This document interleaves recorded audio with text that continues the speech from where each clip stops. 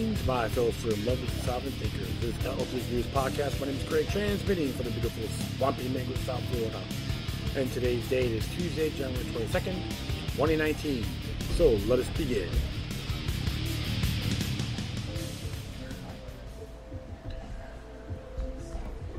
Once again, folks, hopefully everyone is doing good. I'm at Stash, located at 109 Southwest 2nd Avenue in the heart of the Hemisphere District of Fort Lauderdale, adjacent with Revolution Live and America's Backyard. People are chilling out. Hope everyone had a good weekend. I know everyone paid homage to Dr. Martin Luther King Jr. Yeah. Give or take. Always say natural born rights are more essential. But everyone should exercise that to the fullest, as long as you don't violate others. Yeah, so, people still doing the whole song and dance about, the shutdown and all that. We're going to have a little brief discussion on this area. Once again, why not? Let's have some fun. A couple of liberty-related things and so forth. So, let's just take it as we see it. This one here came out today from the Daily Bell. It's entitled 3 Ways the Government Shutdown Forecasts a Totally Boring Federal Collapse. Hit by Joe Jarvis. As it says here, imagine the federal government collapse. Poof, gone. Maybe it's 2034, the date the government admits it can't pay $50 trillion Social Security bill. Or maybe it's earlier. The national debt is almost $22 trillion, plus the massive everything bubble created by the Federal Reserve money printing. Those don't bode well for the future of the dollar. It is inevitable that all others' debt and the debasing of the U.S. dollar will eventually hurt. The longest government shutdown in history is a tiny preview, a little case study on what is coming when the federal government shuts down for good, when it can't pay its bills, when it runs out of cash flow, or when the U.S. dollar has no value. What will happen? Well, planes fall out of the sky and terrorists wield AK-47s in the rapidly crumbling streets without USDA guidance. Human beings subsisting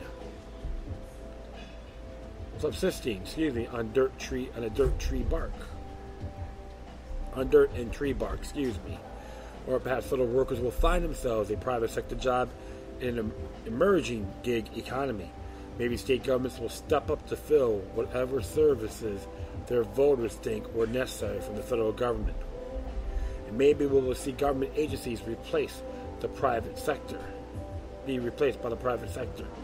Sounds too good to be true, because all 3 of these things are already happening in response to the government shutdown. Number 1, unpaid furloughed government workers have started working gig jobs like temporary labor, security guards, renting rooms on Airbnb, and driving for Uber. Here's a great thing about the gig economy, where people do contract work and get paid when they complete each task. You can easily jump in and start servicing clients in whatever field you know best. The name of one successful company that has 100,000 non-essential employees. That what the government has. Which makes you wonder why exactly we are taking tax dollars from one American, handle it to someone do a non-essential job. From then, instead of fill the jobs that people want to pay in for, the private sector will vastly improve your economy. Government jobs don't just go away; they go somewhere else. That would even be more pronounced if federal taxes didn't suck up so much of our income. To be fair, some gig jobs are pretty bottom of the barrel. You're not going to get rich driving for Uber. In a couple of years, self-driving cars will put you out of a job.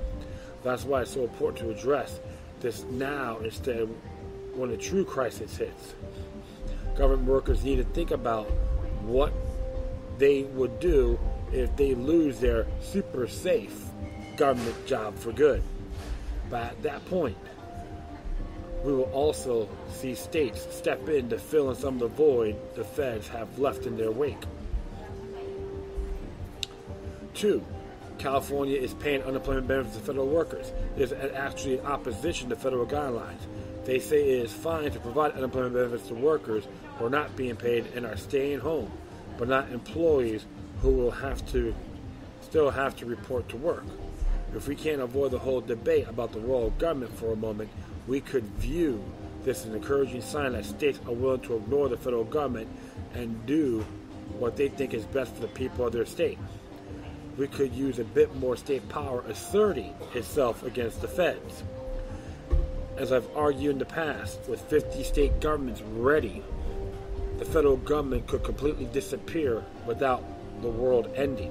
Yes, there will be some reorganizing, but that is a good thing. It will make the economy more efficient. And would it allow people to vote with their feet and shop around for the best government policy without having to leave their English-speaking homeland? It could be a real boom for states that set favorable policies.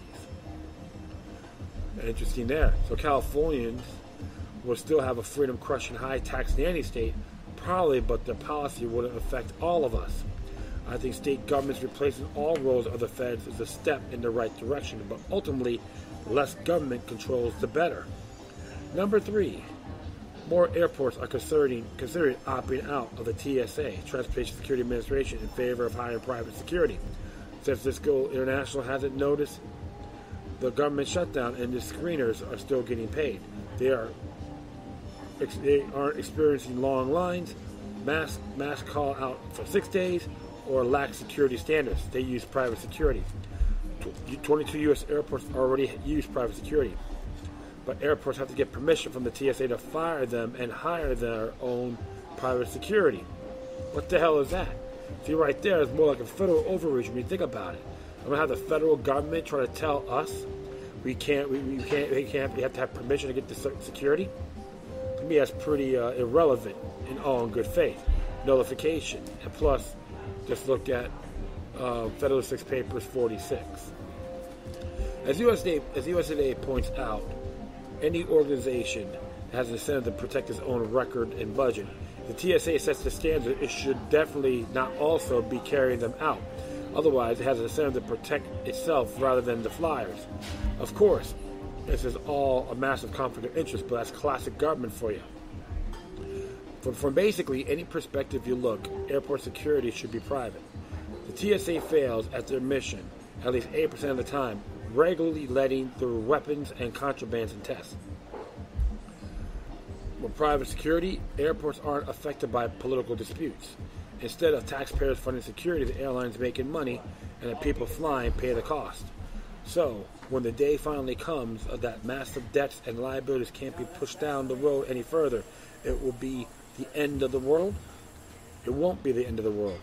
People will quickly organize. The more freedom they have to work and spend as they see fit, the easier the transition will be. But there is another takeaway. Be prepared for a couple months without income. Even if you aren't a government worker, you should always have enough extra available to make it through a few months of unexpected circumstances. And finally, it makes sense to diversify your own wealth or savings so that you could transition well in the world where the U.S. finally defaults on its enormous debts and the easy money stops flowing.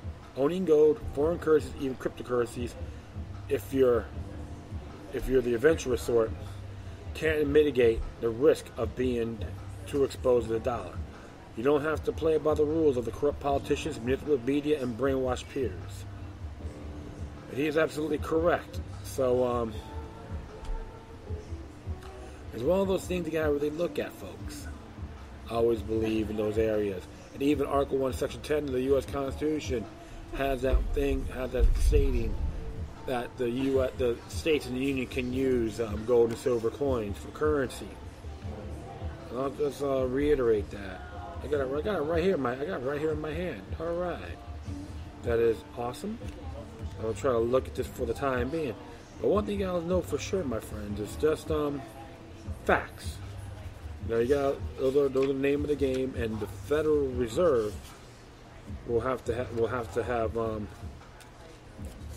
issues. They will have issues for sure. So, and where are you?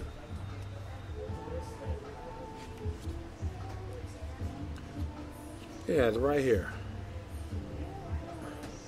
No state shall enter in a treaty, alliance, or confederation, grant, letter, marquee, and reprisal, coin money, emits a bill of credit, make anything but gold and silver coin, a tender, and payment of debts. There you go. Article 1, Section 10, U.S. Constitution. The states have those rights. Nullification is good. 10th Amendment is fantastic. So I always endorse it, encourage all those areas. Because if you leave all your eggs in one basket, then you'd be in deep cahoots. And that's why, my friends, this is one of the areas we've been talked about for a long time. Sound money is key. And I believe, too, the politicians of Tallahassee should make those recommendations as well on using gold and silver coins. Even just produce them. And it's all legit. Because that's why, because it proves one thing, the Federal Reserve is unconstitutional, period. Central banking is null and void. Feds know best, turns into crap. This is how it is. It's been going on for a long time in the United States. What you see is just a small example. That's how I gotta look at it. And now, speaking of Fed Reserves, it's interesting here. Ron Paul did a column on here yesterday, January 21st. This here, fire the Fed. As he reads here, President Trump's frustration with the Federal Reserve's minuscule interest rate increase that he blamed for the downturn in the stock market has reportedly led him to inquire if he has the authority to remove the Federal Chairman Jerome Powell. Chairman Powell has stated he would not comply with the presidential request for his resignation, meaning Trump will have to fire Powell if Trump was serious about removing him. The law creating the Federal Reserve gives the president power to remove members of the Federal Reserve Board, including the chairman, for cause. The law is silent on what does and does not constitute a justifiable cause for removal. So Trump may be able to fire Powell for not tailoring monetary policy to the president's liking.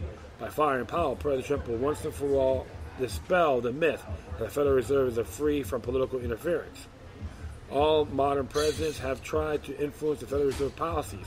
Is Trump threatening to fire Powell worse than President Lyndon Johnson, Federal Chairman, against the wall after the Federal Reserve increased the interest rates?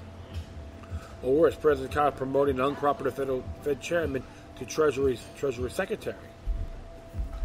Yet, until President Trump began attacking the Fed on Twitter, the only individuals expressing concerns about political interference with the Federal Reserve in a recent were those claiming to audit the Fed bill politicizes monetary policy. Truth is that the audit bill, which was recently reintroduced in the House of Representatives by Representative Thomas Massie, Republican from Kentucky, and will soon be reintroduced in the Senate by Rand Paul, Republican from Kentucky, does not in any way expand Congress' authority over the Fed. The bill simply authorizes the Great Accountability Office to perform a full audit of the Fed's conduct of monetary policy, including the Fed's dealing with Wall Street and foreign central banks and governments.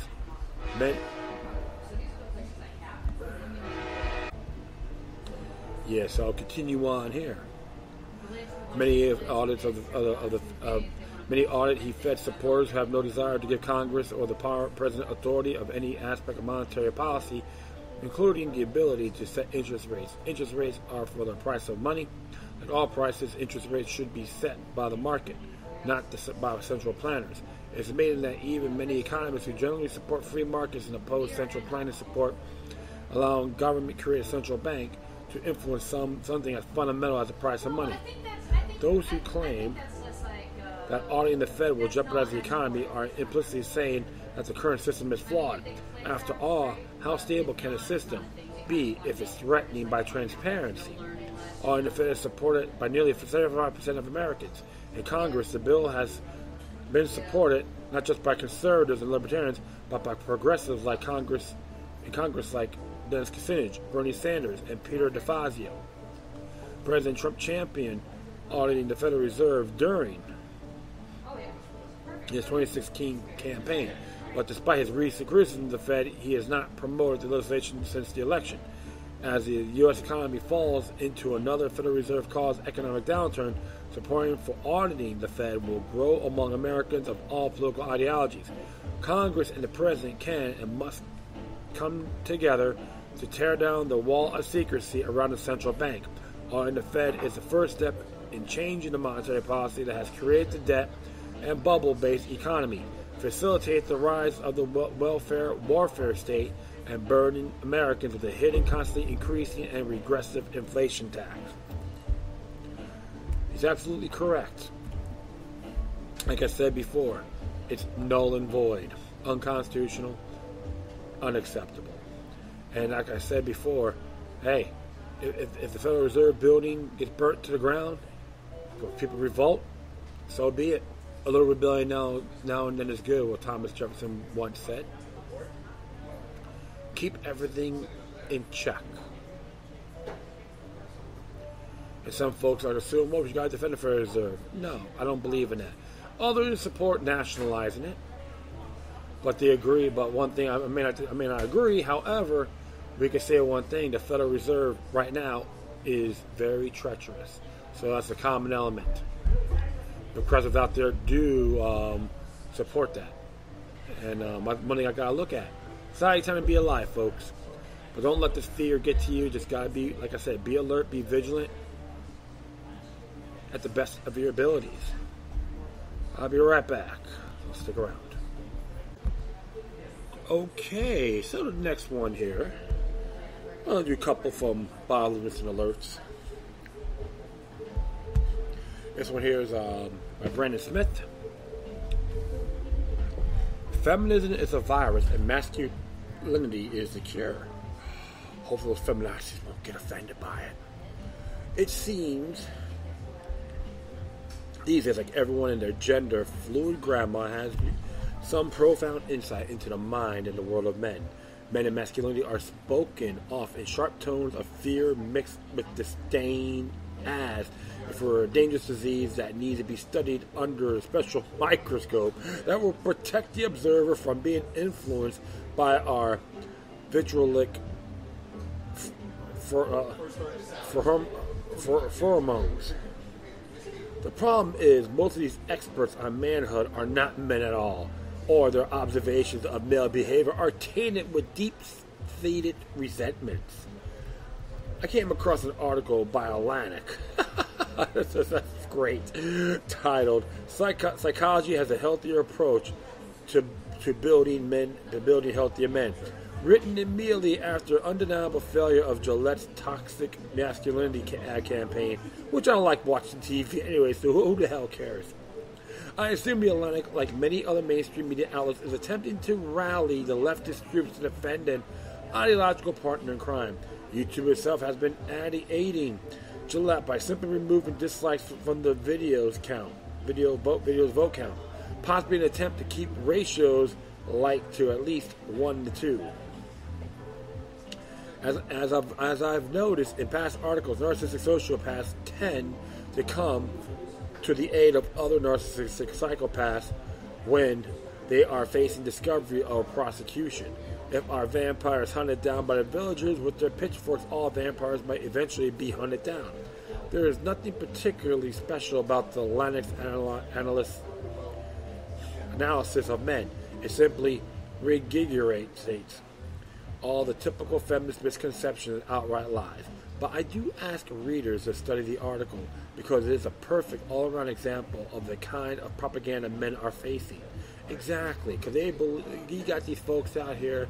They want us to say we're guilty of this, or that, and that. Even stuff that happened. I wasn't even born. I'll continue on here. The fact is, feminism itself is so far removed from the observable reality that almost every viewpoint the floundering movement adopts is the exact opposite of the truth.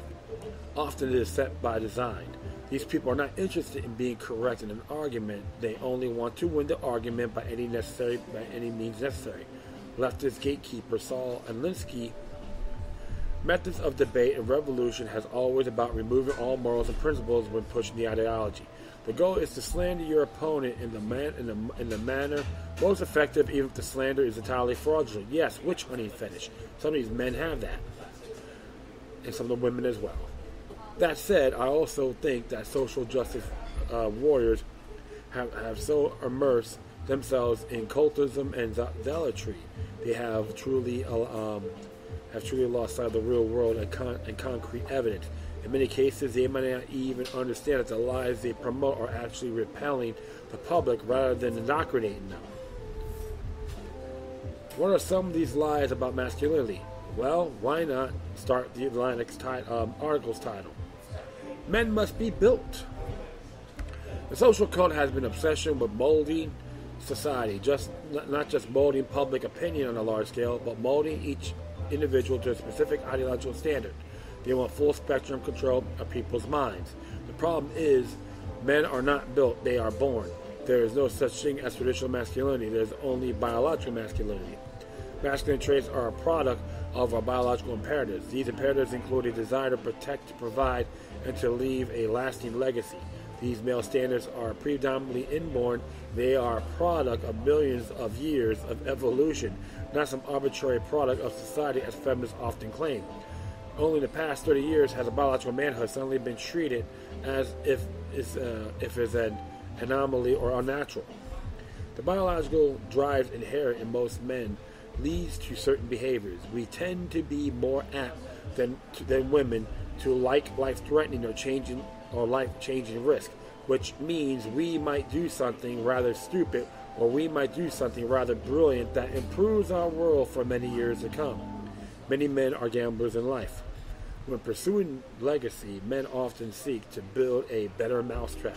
They want to create something they can put their stamp on it and say, I added to the world. I made it better, remember me. While women are more biologically inclined to develop legacy through the nurturing of children and family, hence the biological clock we always hear about. Men also desire family, but first and foremost, in the sense of continuing our genetic line, a preoccupation with sex has been painted as one of the most defining offenses of men in general, but biologically men are designed to pursue. And frankly, this is a necessity. Western male testosterone levels are in a steep decline in the past 50 years.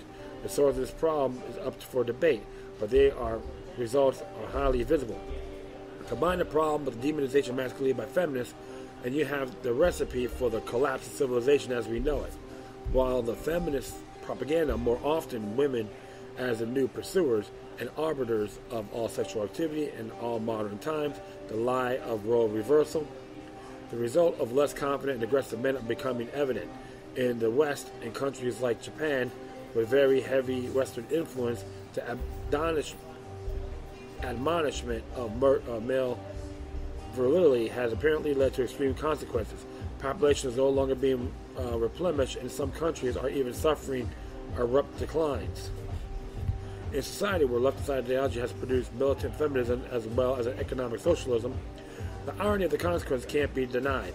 In socialism, an aging population requires ever larger youth replacement in order to economically support those who retire from the workforce. Yet the population reduction has created a growing void of the socialist framework.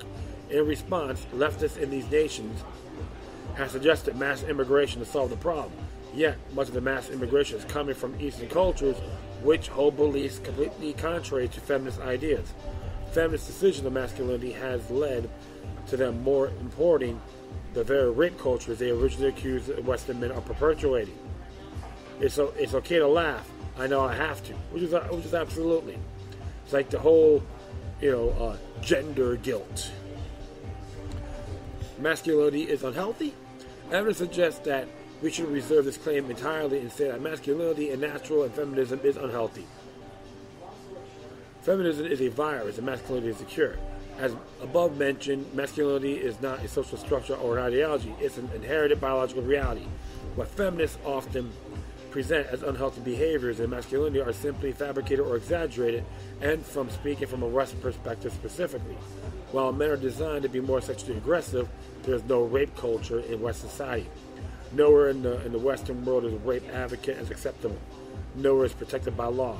The Me Too movement is yet another propaganda initiative which is meant to take criminal actions of a select few men and apply them to all men and masculinity in general. In other words, collectivism.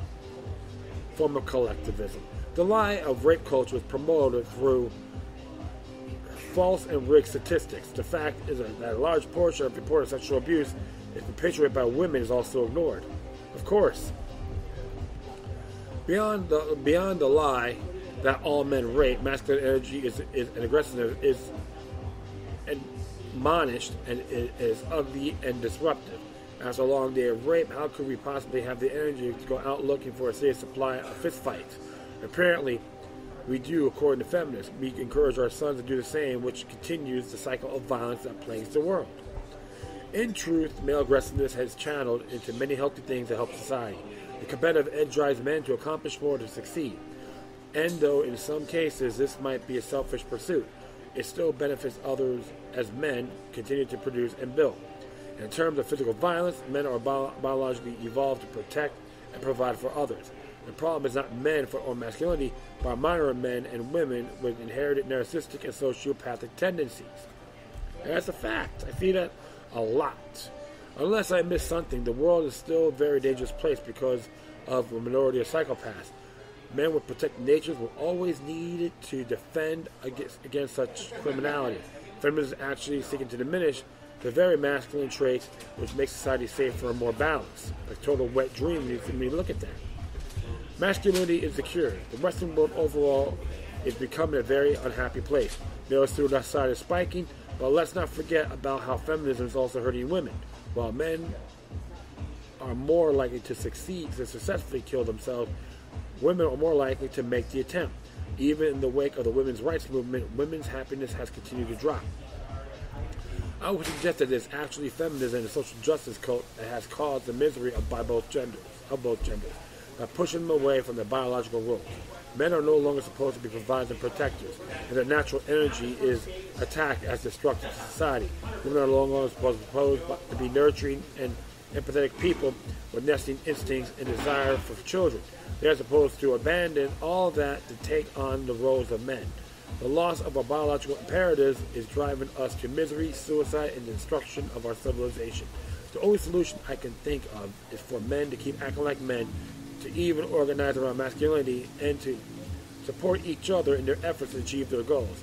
This would be an utter nightmare for feminists and potential cure that could eventually reverse the damage their ideology has done. So that's why a lot of them get offended by Proud Boys. I met some of them. We got some good people in that movement as well. Let's give you guys an example. Yes, exactly. So they want the whole thing about mind control, 101, propaganda matrix, indeed, right off of Edward Bernays' playbook.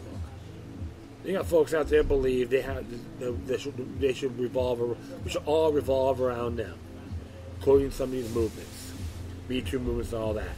Not more than synthetic movements with fashion models acting as activists.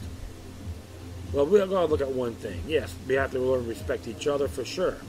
We all have our pros and cons. We all think differently. But if you're going to do a collective attack on a certain individual, you're hurting the entire civilization as a whole. So men, be yourselves. Women, liberate. Have the true liberation of feminism, not this artificial entitlement. Always think for yourselves. See things in the bigger picture. Reproduce honorably. And tell the government to stick it and all these little lackeys as well. Alright, I'm going to do one more here by Bob Livingston. Always love his work. It says here, drones over America. See-through cameras, permission to kill. As it reads here, the U.S. military is using surveillance drones over dozens of foreign countries. So it should become as no surprise that surveillance drones are also patrolling the skies over America. America is a spy state. There is little we can do unless we can say anymore that isn't watched and recorded by someone or multiple someones somewhere. Back in 2016, the USA Today reported that the Pentagon has deployed drones to spy over U.S. territory for non-military missions over the past decade. The mission came from a report filed by the Pentagon Inspector General, who said the flights are rare and lawful. It turns out neither is the case. The military trains its drone pilots In the U.S., that means that hundreds of U.S. military-style drones are being flown over American citizens every year. And since drones, military pilots will be flying over areas of operation contain visual and auditory surveillance capabilities, as well as myriads of weapon systems, there is little doubt those drones are at least casually snooping on Americans. These training operations are going on 8 hours a day, 5 days a week, according to Electronic Frontier Foundation. According to the media report from several years ago, the military anticipated it would have about 200 drones operating out of 105 air bases in the U.S. by 2015. Doubtless there are far more now. That doesn't sound rare to me. Despite extensive research, I was unable to find a definite figure for official tally of the number of the military drones operating over America. Not that official number would be any accurate. Government lies to us about everything all the time. The Border Patrol has used drones for years to watch for illegals and smuggling operations. It has the largest fleet of drones or unmanned aerial vehicles for domestic surveillances of any government agency. It was used at least 9 Predator drones equipped with night vision technology and long-range cameras capable of reading license plates, as far back as 2013, according to a report in the Christian Science Monitor. Some reports indicate Border Patrol may have 24 or more operating today. The ACLU claims Border Patrol drones also have see-through imaging technologies, the ability to peer through walls into the vehicles, along with facial recognition technology linked to federal databases. Unlike the military drones used for killing people in countries in which the U.S. is fighting wars, the Border Patrol don't fire missiles, or at least the Border Patrol says they won't. Border Patrol has also been making its drones available to local police departments since around 2010. The FBI has also used drones for many years. In 2013, FBI Director Robert Mueller, now President Trump persecutor, admitted to Congress that the FBI was using drones for domestic surveillance operations. He also admitted the FBI got assistance from and shared information with other federal agencies like the Department of Homeland Security, Department of Defense, and National Security Agency. Police departments across the country are also looking to get on the drone action. They claim they would use them to find missing persons and similar such missions. For around $50,000, about a cost of a new police cruiser, law enforcement agencies can procure a drone capable of mass surveillance and with the ability to fire both lethal and non-lethal ammunition. North Dakota police, thanks to the law passed in 2015, can use drones to shoot people. President Barack Obama granted the CIA permission to assassinate an American citizen. The radical-born cleric Anwar al-Awlaki on foreign soil. Al-Awlaki, a 16-year-old son, also a U.S. citizen, another man were killed by a CIA drone. From killing Americans without due process overseas to killing them in America is a short leap indeed, and one we should all be concerned about. Even supposed libertarian-leaning Republican Rand Paul has indicated that it will be okay with law enforcement using drones to neutralize, re-kill a suspect considered dangerous. Police claim they won't abuse with the new aerial toys by spying on people or harming them. We're not going to use it to be invading somebody's privacy. It will be used for situations we have with criminals. Montgomery County Sheriff Tommy Gage told his local television station in a report from 2012. According to the Fifth Amendment of the U.S. Constitution, suspects aren't criminals until they've been convicted of a crime.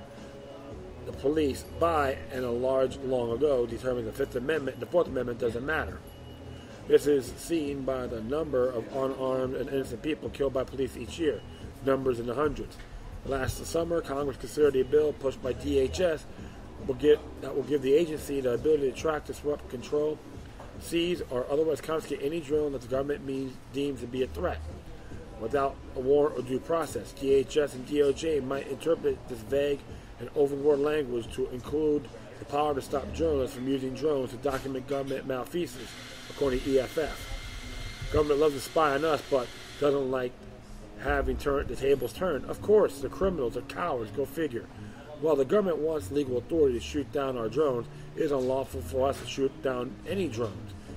even privately owned drones, spying on you above on your own property according to federal law, would treat drones like another aircraft. Government believes it owns the skies, even the skies around your house, and create a federal agency to oversee the ownership. Federal Aviation Administration, according to federal law, Title 18, U.S. Code, Section 32. 1A. Whoever willfully 1. Set fires to damage, destroys, disabled, or wreck any aircraft in the special aircraft jurisdiction of the United States or any civil aircraft used, operated, or employed in interstate, overseas, or foreign air commerce shall be fined under this title or imprisoned not more than 20 years or both. The law does not allow shooting down drones in self-defense if it's trying to ram into you or someone else, or if it's armed with a weapon. So if you sit there, you can sit there, look at it, think your nose, oh, can't hit me. I'll be a goody two shoes. A Kentucky man who came to be known as a drone slayer was arrested after he shot down a drone that was hovering over his teenage daughter, who was sunbathing in the backyard. Criminal charges were later dropped, but he continues to face a possibility of a lawsuit over the 1,800 photography drone he destroyed. According to lawyers, if a drone is flying around or over your property and refuses to stop, you should look into a legal ordinance to see if the operator is violating peeping Tom, nuisance, noise, or invasion of privacy laws. If one of these has been violated, you can complain to police. You may also take legal action to get it stopped and be compensated for any damage you can prove. Unsurprisingly, the company has created a handheld direct energy weapon called a Battelle Drone Defender Counter UAS device, which will disable a drone by interfering with its control system. Also surprisingly, the weapon is still illegal for civilians to use, but is being used for military applications. Exceptionalism. Yes, they are special. You know how that goes, folks. This is why you always got to look at these areas. And I can tell you this. I say the hell what they have to say. Get these gadgets. Remember, every drone has a flaw. And counter it. Get those laser pointers, too. And aim it at them. See how they react. They like this or not. They better learn to receive. And remember, government does not supersede us. That's the fact, friends. You have natural born rights to defend your families from anything. This is called tyranny. You have the duty to stand against it. No exceptions. So you know what? All those treasonous parasites in the federal government and other government delegates and local state level don't like it. They can pack their shit and leave. Excuse my language. That's how I have to see it. And that is it. I thank everyone for listening. Plus, feel free to download and share throughout your social media networks. If you have any questions, comments, or you say something email check out, whatever you do, please send your correspondence to Decorum. I will put on all my social media sites and email addresses if you want to contact me, okay? Once again, thank you for your time. Plus, always remember that the Maniac resistance helps to soul and can liberate humanity. Until next time, take care of yourselves. Keep on spreading the love, and may your guardian spirits be with you.